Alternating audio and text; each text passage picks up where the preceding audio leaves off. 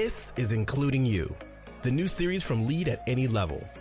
Including You features stories from chief diversity officers and other executives who are creating inclusive cultures in their organizations. Our goal is to show what's working in companies just like yours, to give you the tools you need to keep pushing for progress in your own workplace. We want to create belonging and opportunity for everyone, including you. And now here's your host, Amy C. Waninger.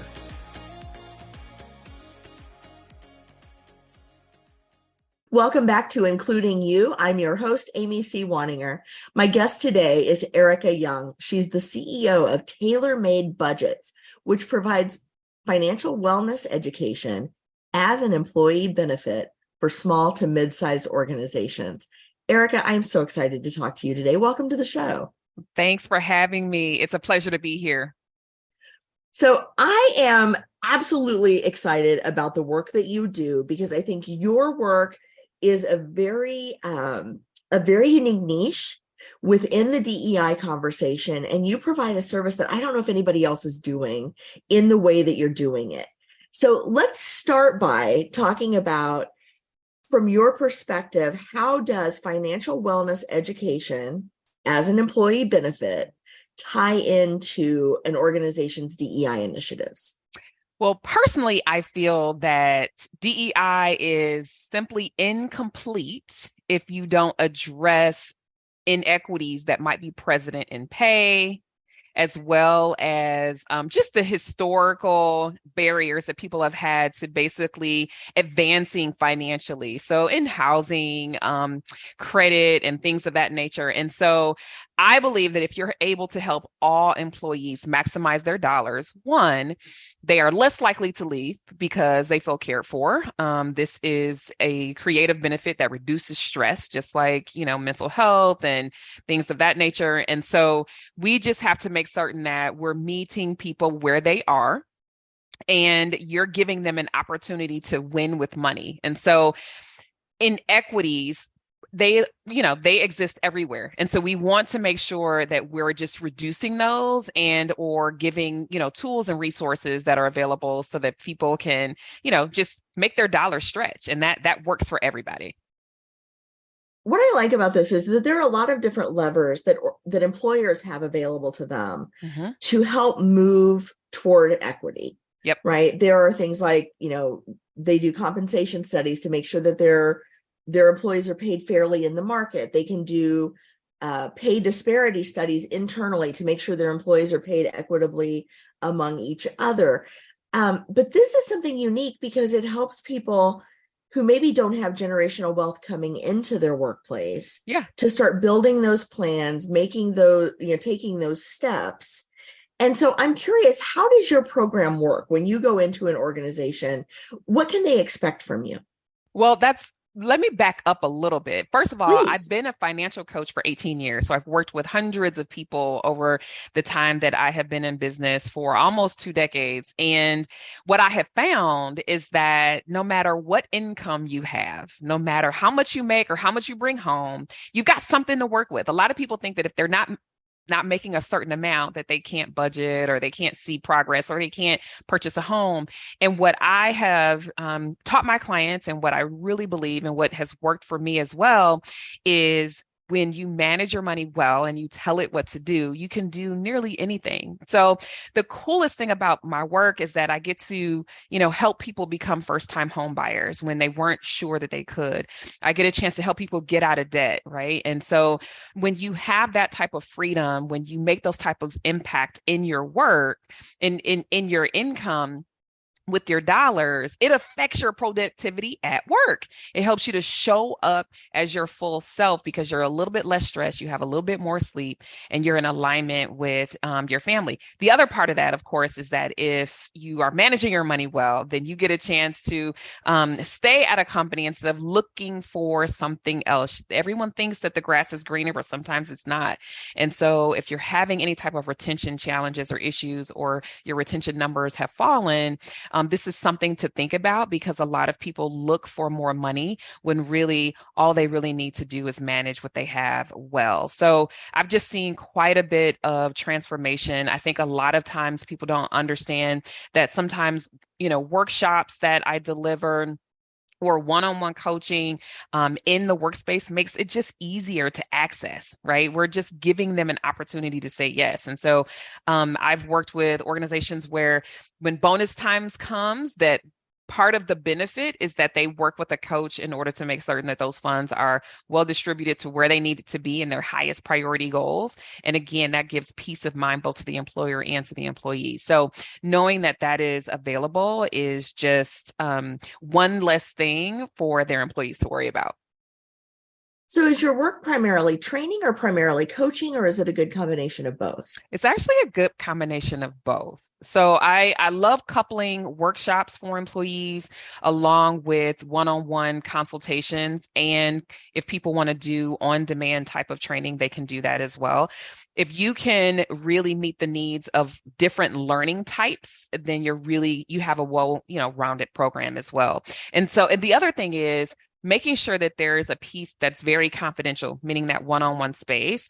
More people will raise their hand to be able to have that kind of one-on-one attention and ask, pointed questions. And so that gives people really the freedom to customize their experience with financial wellness in the workplace.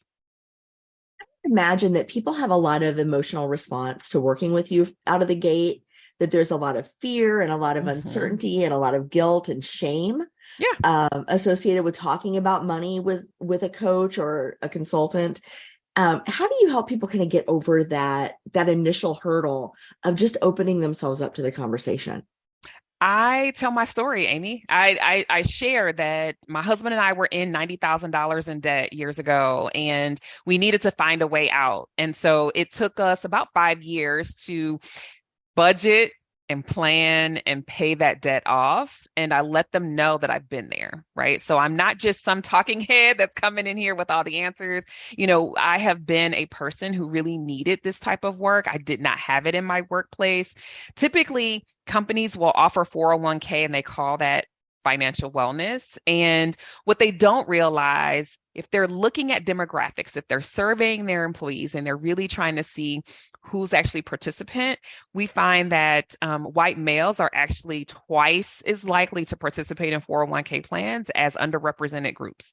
And so that shows you that some of these underrepresented groups need more. Right. And so we're closing the gap with financial wellness in that way. And I just share who I am and the challenges that I've also had when I do workshops and things of that nature, because I want to make certain that people know that they're not alone. I've been there and I can help you navigate as well.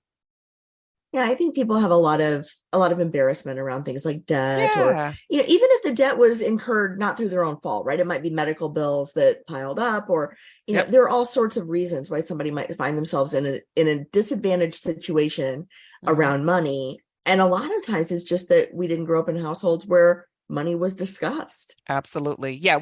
Money is a language, right? It takes a little bit of learning and training to understand how to actually communicate about money, especially with a partner or a spouse. It's really important that you know their money language and you understand their upbringing. So those are the kinds of things that I bring up because I was raised in a single parent household, African-American female. There's a lot of barriers that a person might have to overcome in that. If you don't understand the history behind it or the money past, of the person that you're with, or the barriers that you could potentially come up against when you're trying to purchase a home and that kind of thing, it's really not going to help you, right? Just to kind of plow forward. We have to have some strategy, right? How can we navigate the system well so that you can get to where you want to be financially? And so because I've been down that path and I've worked with lots of people, I can help others do the same.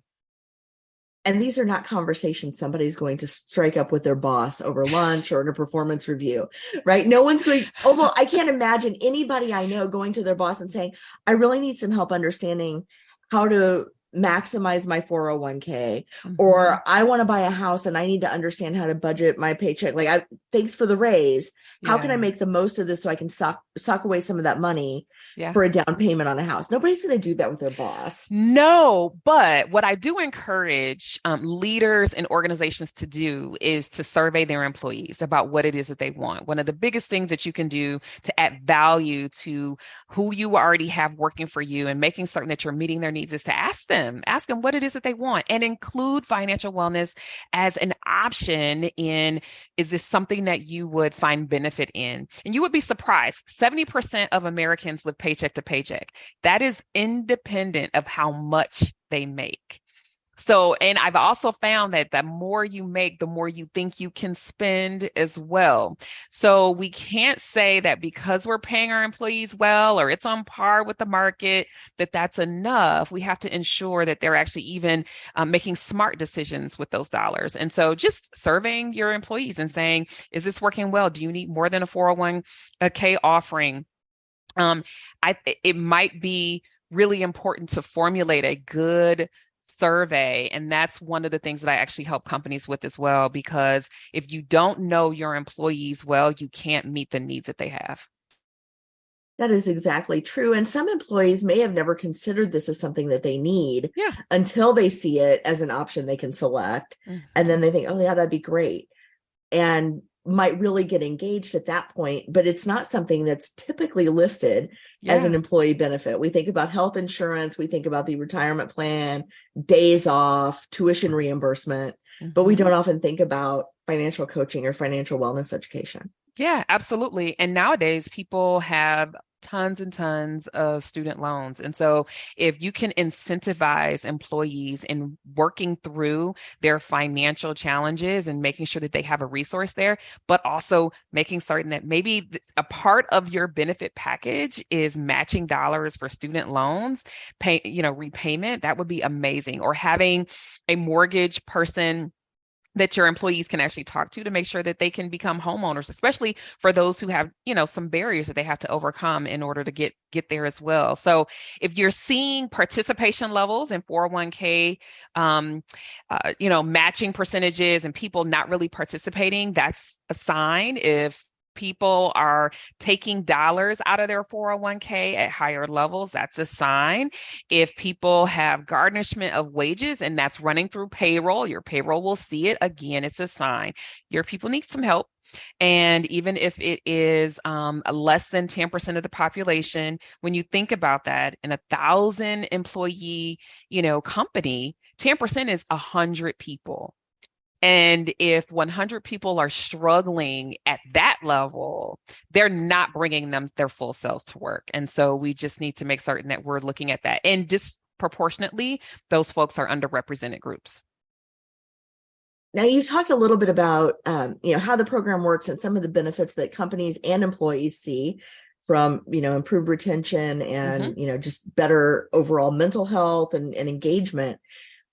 When you think about the companies or the organizations that you work with, you said small to mid-size. Can you get really specific about who you work with so that if there's someone out there who's seeing these triggers in their employee population, they know that they're the right person to call you? First of all, any DEI practitioner inside of workplaces is a great place for me to connect because I love working with ERG groups. It really have a solid team and a synergy amongst themselves, but also that is a great place to start when we're talking about delivering programs to the entire population and letting them know, hey, this is what this group has done. So if you're looking for a place to begin and maybe pilot a program, those are great places to start. But I love talking with controllers or people who are sitting in, honestly, a C-suite level, because they're the ones who need to understand what their employees need, right? They're the decision makers. So I've worked with companies that have 30, 50 employees. I've worked with companies that have 4,000 employees, and everything in between. My sweet spot is between 500 and 1,000.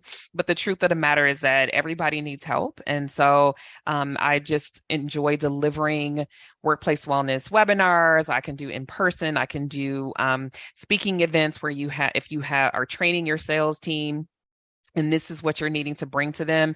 And I also, like I said, do the one-on-one coaching. I do also partner with a software provider who can provide a digital solution for companies as well. So you have, a full suite of programming options to deliver to your employees. I would imagine that offering this benefit or talking about this benefit in the interview stages with candidates also over time would become a real selling point for a company. Yeah. Maybe they don't have the dollars to attract somebody with a high salary, but if they can help them maximize the salary and they're purpose driven and they're really aligned with the mission, I could see that be a tipping point or a key factor in an employment decision.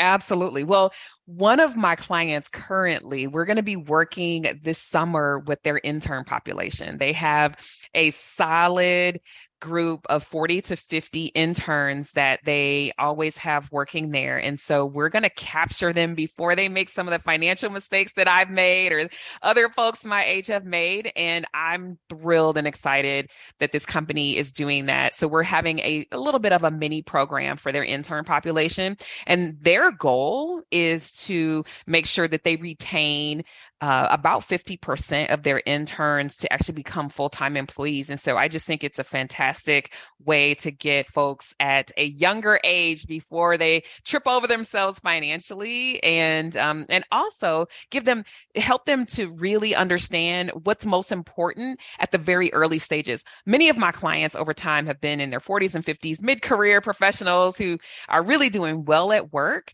but they have let their finances slide. And so if we can capture folks at a younger age, that is ideal. Yeah, because the compounding impact of that is huge. $100 saved at 22 is a whole lot different than $100 saved at 48. Absolutely. You've got more time. And I think the other thing is we haven't learned these principles in high school and in college. And so you end up having the real world experience and you end up, making decisions that you wish you hadn't. I have, the stupid tax that I have done as well. And so I understand that by the time you're in your mid-career, there are things that you wish you hadn't done, financially speaking. But no matter where you are in the journey, this is something that can be rectified, right-sized, and you can make progress. And so we're looking at progress over perfection. We're not trying to reach any certain specific goal other than whatever it is that each individual needs and wants. So that's the exciting part is making their future, a reality. So I'm very hopeful that there are some DEI leaders, some ERG leaders listening right now and thinking, and their wheels are spinning, right? Their gears are turning about how they can bring a program like this to their organizations. Ericka, if they want to work with you, what's the best way to find you? How can they reach out to you and start that conversation with you? Yeah, you can find me on erickayoung.com. You can also find me on LinkedIn, Ericka Young Official, as well as Instagram with that same hashtag. And then the other thing is I have a case study in working with one of my partners. And so that's also something that I can offer up as well. There is a download on my website to be able to retrieve that. And so just go to erickayoung.com and you can get that and we can set up some time to chat. Okay, I will be sure to put that link in the show notes. But for those who are listening who will not go to the website to see the spelling of your name, I want to make it very clear that Ericka is spelled Ericka and Young is spelled Young. So it's Ericka with a C and a K, young.com. Yes, and we'll make I have sure and all get the things. And we will get the spelling right in the show notes. So we make sure that everybody can find the download and get to you so that they can help their employees take one less thing off of their mind so they can get focused on work. There you go. That's what it's all about. Thank you so much. Thank you, Ericka. If you've enjoyed this episode, follow Lead at Any Level on LinkedIn and YouTube.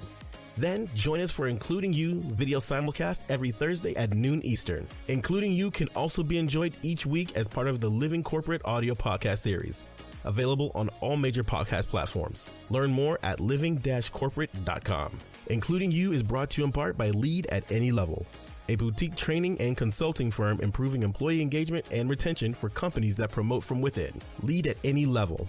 Leaders can be anywhere and should be everywhere. Learn more at leadatanylevel.com. Lead at Any Level and its logo are registered trademarks of Lead at Any Level LLC. The views and opinions of guests on our show do not necessarily reflect the positions of Lead at Any Level, Living Corporate, or the sponsors of Including You.